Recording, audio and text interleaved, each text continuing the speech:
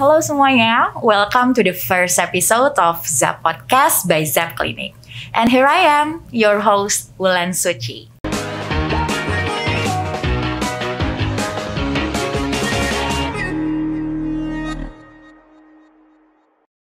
So we are up in here in Coral Podcast Studio. Biar nggak boring, tentu aja aku nggak akan sendiri di Zap Podcast ini. Karena di setiap episodenya akan ada selalu bintang tamu yang udah paham banget sama materi ataupun tema yang akan kita bahas.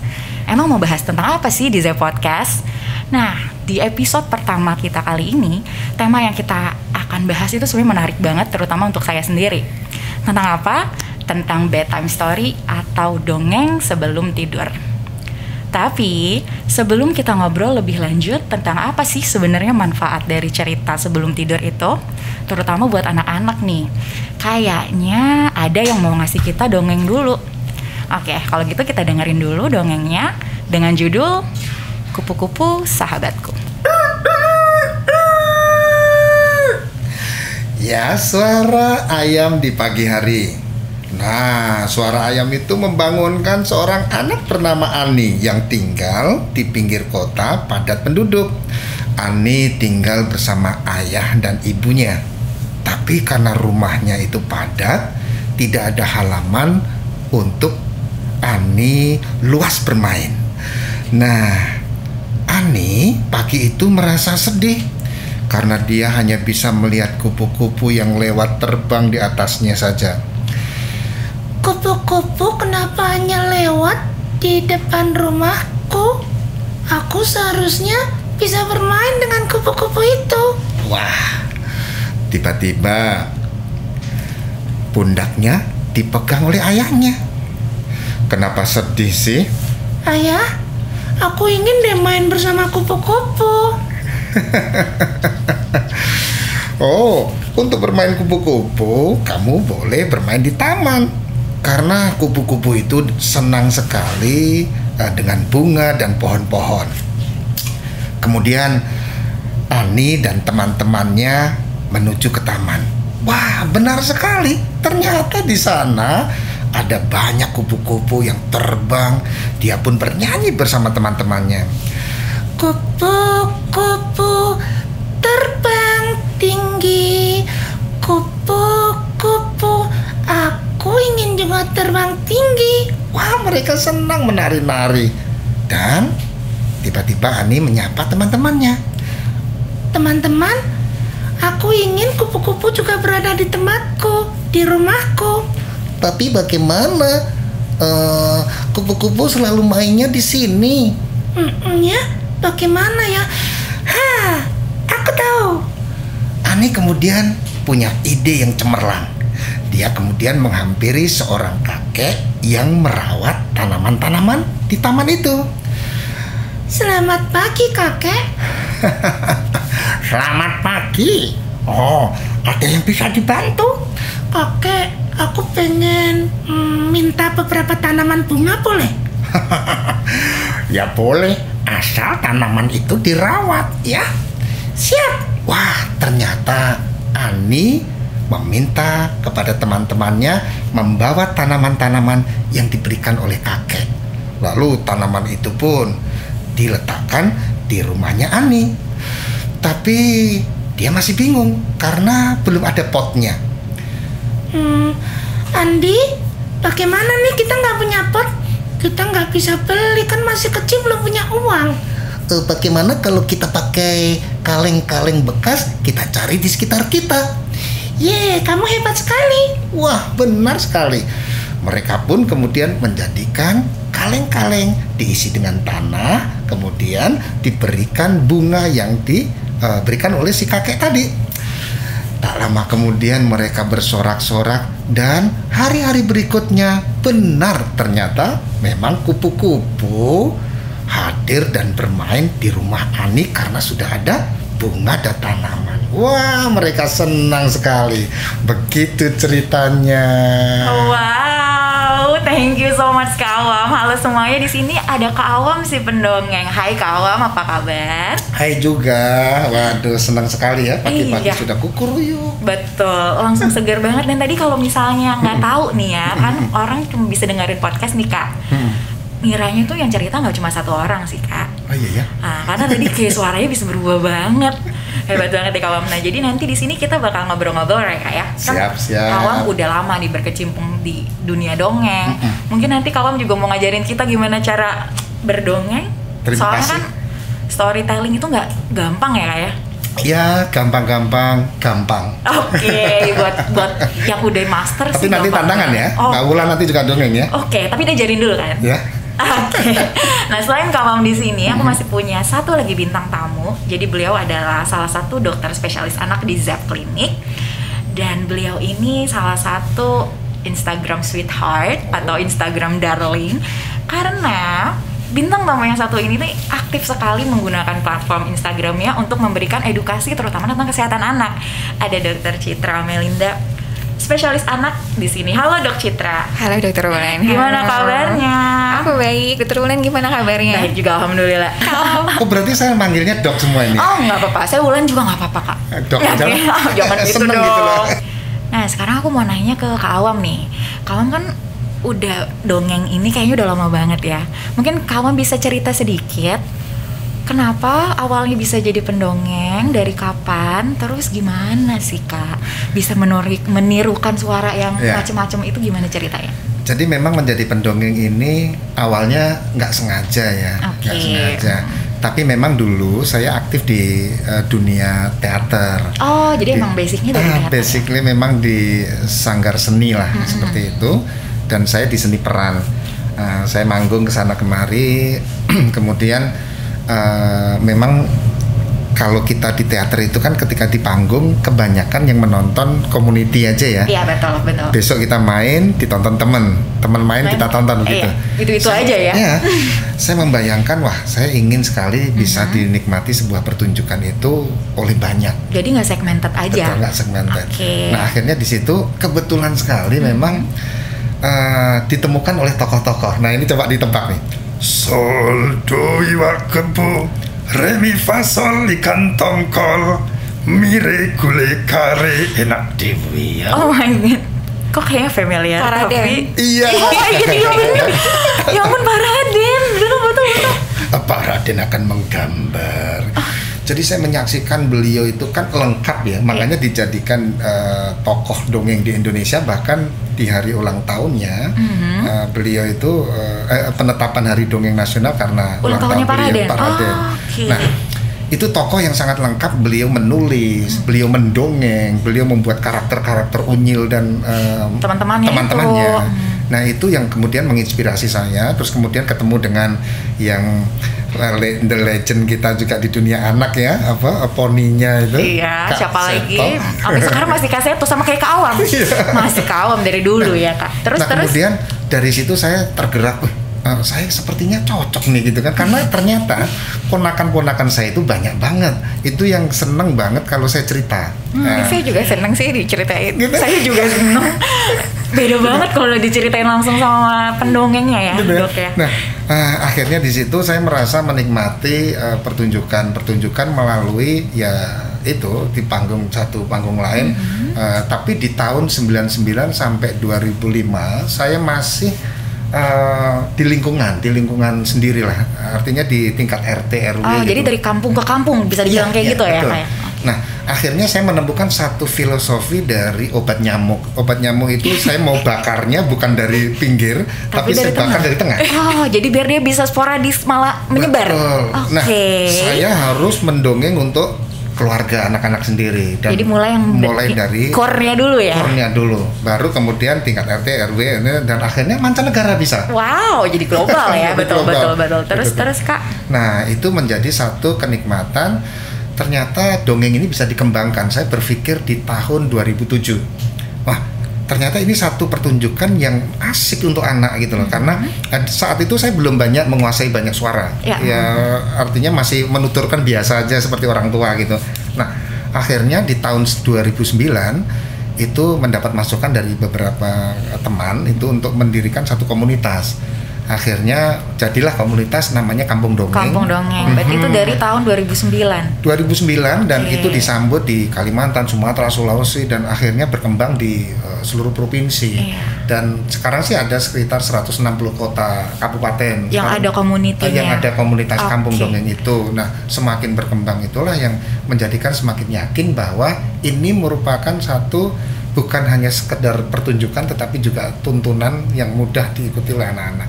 Kalau misalnya orang tua pasiennya Dok Citra, itu selama ini ada yang pernah nanya nggak sih tentang gimana sih caranya deket ke anak, gimana sih cara ceritain ke anak, itu pernah ada nggak Dok pengalaman seperti itu? Lebih nanyanya gimana sih cara stimulasi kecerdasan, stimulasi bicara sama anak itu gimana?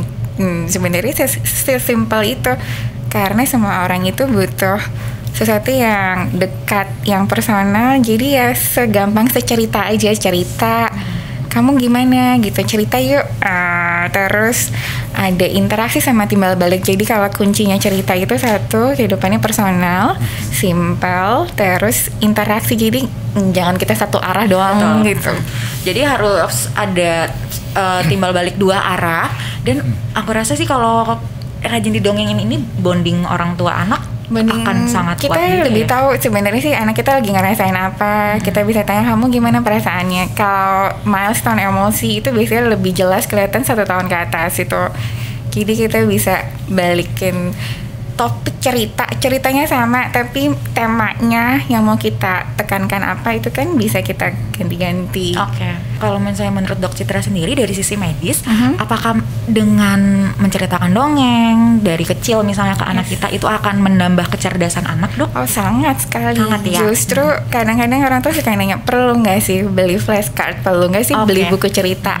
Yang impor kadang-kadang nanya beli buku ini yang misalnya yang ada yang buku zaman sekarang kan kawan tahu ya, udah ada suara kita nggak ngerti lagi ini buku apa lagi, ini kan maksudnya harganya mahal sekali. Tapi sebenarnya untuk kecerdasan anak itu nggak aneh-aneh, karena anak-anak itu simpel. Biar jadi cerdas itu satu, dia butuh interaksi, timbal balik, dan kenapa bercerita itu baik kalau ceritanya personal. IG story juga kalau misalnya personal atau apapun yang kalau itu personal, orang suka ngeliatnya. Orang lebih relate. Jadi sebenarnya cerita itu nggak usah jauh-jauh. Yang namanya buku cerita, yang namanya flashcard atau mainan edukasi itu hanya alat. Tapi yang kayak gini itu nggak bisa digantikan sama human touch, itu nggak bisa digantiin sama teknologi apapun. Betul. Di kesempatan kali ini kita bisa ketemu nih antara pendongeng yang audiensnya banyak anak-anak dan Dok Citra yang spesialis anak yang pasiennya juga anak-anak lebih jelas.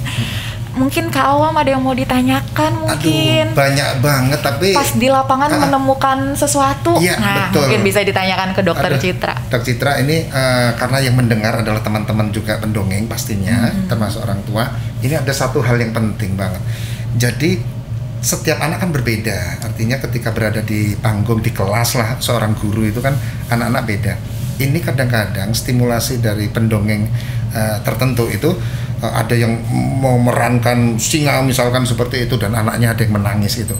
Nah ini saran Dok Citra kira-kira bagaimana ya agar pertunjukan itu, karena tidak semua anak itu seneng kan begitu melihatnya itu seperti itu, Dok. Ada tiba-tiba menangis, dia lari, itu ada juga, Dok. Karena di imajinasi dia beneran kayak kata Dokter Citra tadi ya. Betul, secara dunia anak mungkin bisa disampaikan, Dok. Oke, jadi kan memang audiens itu nanti dipisahkan. Jadi misalnya kalau misalnya lagi banyakan di bawah 5 tahun, itu berarti anaknya biasanya kalau apapun yang diceritakan dia nganggapnya itu beneran. Jadi kalau misalnya singa beneran. Jadi kalau audiennya mix, bisa didampingi sama orang tua. Jadi dia bilang, oh nggak apa-apa kok, singanya kan galak sebentar, tapi dia udah baik lagi. Jadi maksudnya ada sebab jadi kayak akibatnya ada ya? translatornya gitu. Terus kalau misalnya dia nangis itu ya udah nggak apa-apa, itu bagian justru malah menjiwai sampai anaknya anaknya takut. Tapi ya kayak gitu. Jadi mungkin ada orang tua yang mendampingi, ngasih tahu kalau mix. maaf, tapi artinya di situ anak nggak akan trauma apa? Oh gitu? enggak. Aduh, aman. Ada dua, jadi kalau Pengalaman banget itu. Pengalaman banget ya. Takutnya trauma soalnya ya kayak. Betul. ini penting sekali soal anak itu. Kita selain tadi ya timbal balik ya kuncinya, terus yang kedua resilience itu. Jadi anak itu ada dua, stres bermanfaat sama stres toxic stress itu ya tadi misalnya kayak ditinggal orang tua, ini nggak ada kedekatan, itu toxic stress. Jadi maksudnya nggak ada bonding tadi ya. Terus dicuekin, indifference itu toxic stress. Nah kalau stres yang satunya lagi stres cara takut diceritain atau stres habis jatuh karena lagi belajar jalan atau jadi maksudnya jatuh itu nggak apa-apa loh. Jadi maksudnya anak kita itu sekali-sekali selama kita masih dalam bimbingan kita itu dia itu nggak apa-apa kalau kena kerikil jatuh sedikit. Maksudnya kalau nangis karena diceritakan itu nggak apa-apa, itu bagian dari proses. Itu stres yang kan tadi toxic stress sama positivity stress. Karena kita nggak mungkin bisa mendampingi anak selamanya, jadi harus diajarin juga bahwa di dunia ini nggak manis doang gitu. Gitu. Awalnya sih dia suka tawa-tawa gitu, seneng lihat kita, tiba-tiba saya menyuarakan kan kaget gitu kan. Nggak apa-apa, takut. Tapi nanti diganti lagi, jadi kan ceritanya kan serem, nanti ganti lagi cerita yang jadi di balance. Tapi kalau misalnya mix orang usianya mix kan, kalau yang lebih besar dia lebih udah ngerti kalau itu bohongan. Iya betul. Tapi kalau di bawah itu memang harus ada pendamping yang ngasih tahu, nggak apa-apa, udah singanya udah kabur kok gitu. Tadi kan kita udah ngobrol banyak banget nih, ternyata manfaat bercerita itu banyak. Cuma memang aku dan Dokter Citra kan belum jago nih. Tapi sebenarnya kalau Dokter Citra suaranya enak banget ya Kawam ya. Aduh. Jadi sebenarnya udah bisa banget sih jadi storyteller yang mumpuni gitu, karena suaranya udah enak banget. Jadi saya langsung bayangin, aduh kayaknya kalau untuk IG Live kayaknya kita dongeng duet kayak Dok ya. Wah, Dokter Citra rajin banget. Itu dia. Bisa mungkin abis ini bisa duet. Bisa diduetin buat saling cerita. Siap Dok gitu. ya. Oke, mungkin Kawam kita mau dikasih tips dong, gimana sih caranya cerita yang baik itu ceritanya seperti apa, harus ada apa gitu. Yang pertama memang cerita itu ibarat makanan ya. Tidak hanya mengenyangkan tetapi juga harus menyehatkan. Betul. Jadi cerita yang ada atau mau kita sampaikan itu juga harus terbebas dari efek-efek samping. Jadi kalau makanan itu ada borak, formalin dan seterusnya. Kalau cerita itu kan ada kekerasannya, ada sesuatu yang membuat dia itu merasa tidak nyaman dan seterusnya. Nah itu harus diteliti betul. Nah dari cerita itu kalau bersumber dari buku sebaiknya dibaca berulang-ulang karena cerita itu akan lebih enak ketika terjadi improvisasi. Karena kita sudah memahaminya, betul Dok. Nah seperti itu. Nah yang kedua, orang tua harus membedakan suara tokoh. Jadi tokohnya harus dibedakan, tetapi tidak harus seperti Kawam ya, misalkan suara harus kecil. Usaha lah ya paling ya. Jadi bukan dirubah ya. Ini banyak orang, bagaimana sih merubah suara? Nggak usah dirubah, cukup dibedakan karena kita masing-masing pasti punya membedakan suara, misalkan dari suara rendah ya. Halo.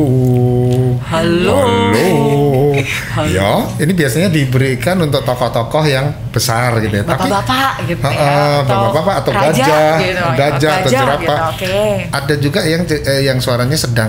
Halo gitu ya. Halo. Nah, kayak gitu.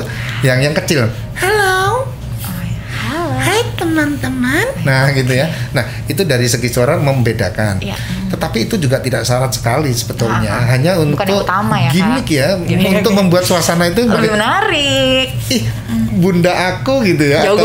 Jago banget nih gitu ya. Seru gitu. Nah dari situ yang kedua, yang terakhir adalah bagaimana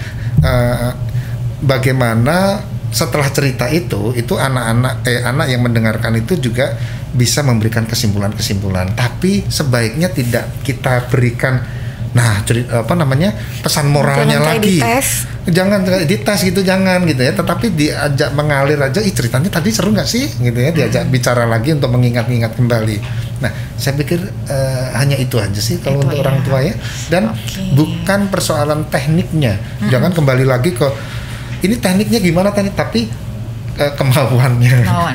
Dan mungkin kalau misalnya bisa aku kutip sih tadi, yang penting ceritanya. Jadi orang tuanya harus paham dulu, jangan sampai Jangan kayak ngafalin. Iya. Jangan kayak ngapalin. Jangan sampai, atau mungkin orang tuanya belum baca dulu nih bukunya, ternyata tadi Sekarang aja udah ceritain. ada yang Kawam sebut dan dokter Citra tadi, malah dia jadi stres yang toksik ya dok. Gitu. Tapi kan selama Toxic. stres itu positif, it's okay. Cuma kalau dia udah mengarah ke toksik, kayak misalnya ada kekerasan ternyata, nah itu yang harus kita hindarin ya. Ya. Oke. Sara, kekerasan, porno aksi, pornografi, Betul, dan betul. sebagainya harus hindar. Oke. Tapi kan kadang kan kalau cerita tetap ada tokoh jahatnya. Jadi selama masih Ya. Karena memang orang itu kan gak ada yang baik semuanya, memang ada, semua ada yang itu buruk. normal banget, itu Betul. wajar. Jadi Hanya masih kalau boleh. di pembelajaran di kita itu jangan diperankan seperti misalkan si harimau memakan si rusa misalnya. Ya udah, harimau itu memakan rusa, bukan dia memakan Itu tuh jadinya mencabik-cabik. sadistik itu. oh iya betul, jangan Jadi didramain ya. Iya, jangan didramain. Jadi grafik Jangan Drama tuh. banget gitu. Visualisasikan. Ngeri. Bener ya dok begitu ya? Iya, lo langsung aja cerita, to the point-nya udah. Gitu. Oke, thank you so much buat Dokter Citra dan juga Kawam udah join di podcastnya Zap, dan ini episode pertama. It was very insightful, very inspiring. Aku belajar banyak banget dan aku suka banget sih kata-kata Dokter Citra. Your feelings are valid. Apapun ya dok, ya deh. Wah itu akan aku bawa terus deh dok. Apalagi nanti kalau udah punya anak, dia nangis, your feeling is valid. Gak apa-apa, silakan menangis. Oke, sama Kawam juga, makasih banget. Udah banyak banget kita dapat ilmunya, diajarin gimana caranya. Mungkin juga nanti aku akan belajar bikin suara-suara juga biar bisa kayak Kawam, walaupun nggak akan bisa sepertinya. Siap. Oke. Ini mudah-mudahan juga teman-teman yang dengerin podcast kita hari ini juga ngerasakan keseruan kita dan juga bisa banyak yang didapetin. So I think it's the end for our very first episode of Zap Podcast. Don't forget guys, you can always find us on our YouTube channel Zap Clinic and also our Instagram @zapcoid. Oke, dan aku Wulan Suci. Awam Prakoso. Citra Melinda. Oke, I'll see you guys next week. Happy Zap Life! Bye.